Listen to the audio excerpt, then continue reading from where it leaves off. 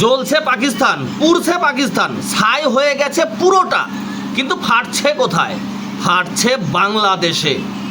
একদিকে ভারতীয় সেনা আর ভারতীয় এয়ারফোর্স একসাথে পাকিস্তানের বুক চিরে আগুন ছড়াচ্ছে, আর অন্যদিকে বাংলাদেশ অস্থির হয়ে উঠেছে। কেন রে ভাই, তোদের এত কেন কষ্ট?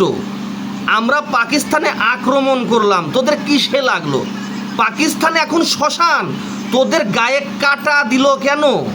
আর বাংলাদেশের মিডিয়া চ্যানেলগুলো তো একদম পাকিস্তান টিভি হয়ে গেছে, বলছে ভারতের 3টা যুদ্ধ বিমান ধ্বংস করে দিয়েছে পাকিস্তান, ভারতীয় সেনা আটক, পাকিস্তানের গোলাবর্ষণে ভারত নাকি ধ্বংসের পথে।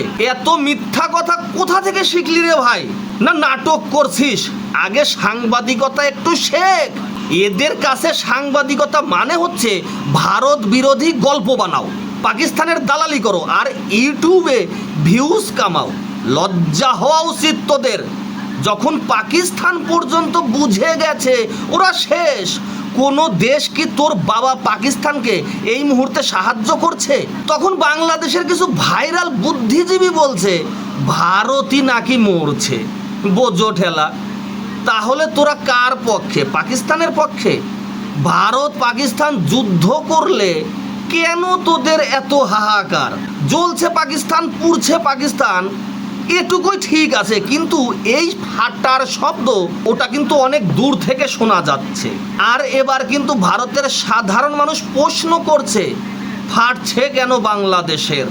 বন্ধুরা, ভিডিও শেয়ার করে বাংলাদেশে পৌঁছে দিন।